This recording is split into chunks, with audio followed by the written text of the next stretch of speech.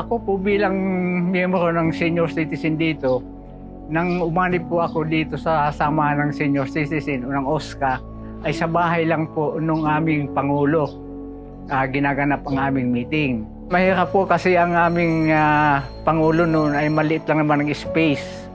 Kaya nung itinayo po ito, binabalak pa lang po ng aming kapitan na magtatayo dito ay natuwa na kami.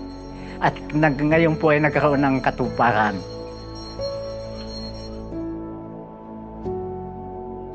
Ang purpose po nito ay parang pinaka-assembly point ng mga senior citizen. Whenever we have a meeting, dapat lang po na diyang ganapin. At ang member po dito ng senior citizen is more than 500. Hindi naman po karapat-dapat na sa isang maliit lang namang lugar gaganapin.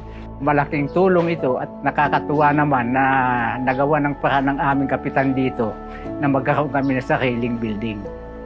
Kaya kami po ay natutuwa na nagkaroon ng sariling building because as far as I know, it is imperative for the senior citizens to have our own building.